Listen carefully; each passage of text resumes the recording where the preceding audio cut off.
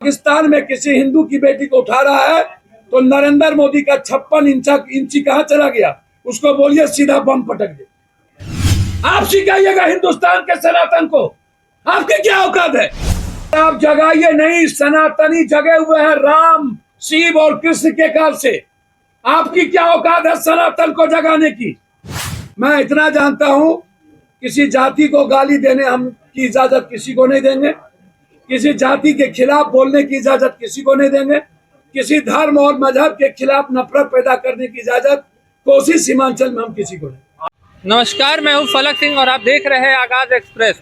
बिहार में सियासी भूचाल आ चुका है, ये तो आना तय ही था। मंत्री गिरिराज सिंह के हिंदू स्वाभिमान यात्रा के बाद पक्ष अपना पलड़ा झाड़ते हुए नजर आ रहा है, वहीं विपक्ष चारों तरफ से एनडीए को घेरने की कोशिश में लगा हुआ है। और इसी के बीच पूर्णिया सांसद पप्पू यादव ने भी अपने कड़े तेवर और कड़े रवैये के साथ, जो कि वो जाने जाते हैं अपने कड़े तेवर के साथ, प्रेस वार्ता करते हुए नजर आए। आइए पहले सुनते हैं पप्पू यादव जी को क्या कह रहे हैं वो गिरिराज सिंह जी के यात्रा पर। 3 मिनिस्ट्री रहे, वो तीनों मिनिस्ट्री में वो लड्डू टाटा फिश, एक भी काम बिहार में नहीं आज तक। एक काम कोई उसका दिखा दे हमको। मैं गिरिराज बाबू पर इसलिए नहीं बोलना पसंद करता हूं कि वो भूमिहार समाज से है, पेट में दर्द हो जाएगा एक बार को, इसीलिए मैं नहीं बोलता।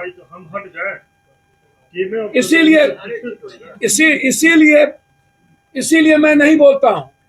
गिरिराज दादा यदि दूसरे जात से होते, हम लोग के जात से, तब मैं उन्हें बताता दुनिया क्या है। आप करते हैं क्या उस समाज? भैया उस समाज की इज्जत करते हैं, और जात की और समाज की इज्जत करनी चाहिए किसी भी कीमत पर।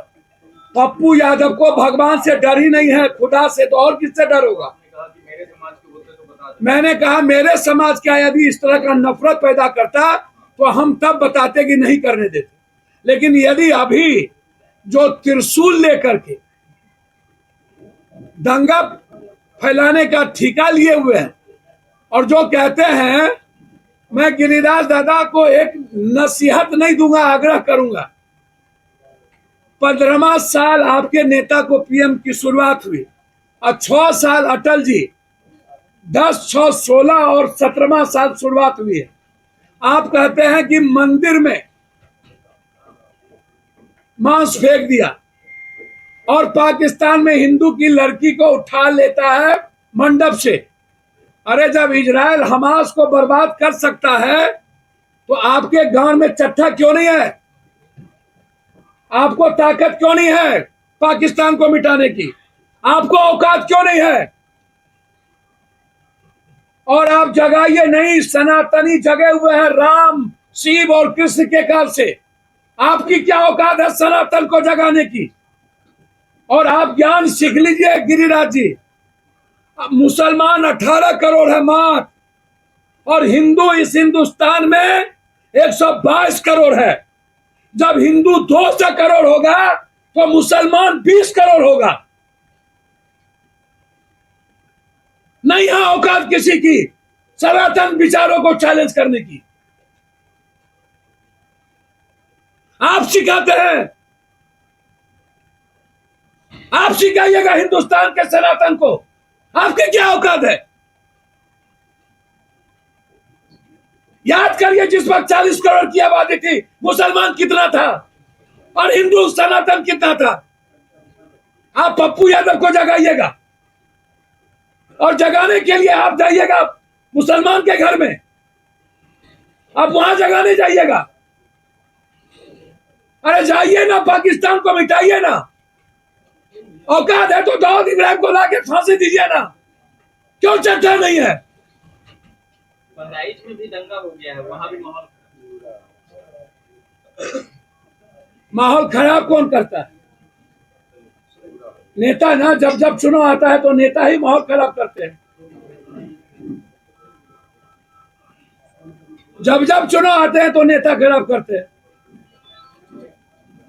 और ऐसे एरे गेरे बहुत आए गए, बहुत माहौल खराब करने आए सीमांचल को।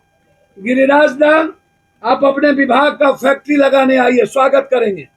बाढ़ से मुक्ति दिलाने आइए, स्वागत करेंगे। मक्का मखान पर आप काम करने आइए, स्वागत करेंगे।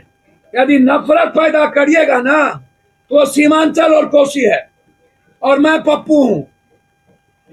मैं दुनिया की ताकत से मैं मरना जानता हूं। एक कदम भी बढ़ने नहीं देंगे जब तक मैं जिंदा रहूंगा। नफरत पैदा किए तो एक कदम, विपक्ष नेता जो है एक कदम, एक नफरत पैदा किए तो पप्पू यादव बढ़ के वो दिखा दे हमको। मेरे लाश पर होके गुजरना पड़ेगा उसको। नफरत पैदा करेगा तो एक कदम निकलने नहीं देंगे। लड़ाई होगा पप्पू यादव लाश पर बैठेंगे, सोएंगे।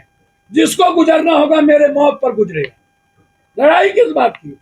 डेमोक्रेसी में कोई लड़ाई नहीं। नफरत खत्म करने के लिए कबीर की तरह लड़ने की हिम्मत है मुझ में। यदि इस हिंदुस्तान में किसी को लड़ने की औकात है तो अकेला पप्पू यादव। सर फूल लेके बढ़ रहे हैं। विपक्ष नेता ट्वीट कर रहे हैं, कह रहे हैं कि जहरी सांस से जो लोग मर रहे हैं आपके साथ मिलके आए हैं। आपको लगता है कि उनकी जो यात्रा जो इतनी कारगर हो रही है? किनकी यात्रा? विपक्ष नेता भैया, उनकी यात्रा नीचे से कारगर हो रही है।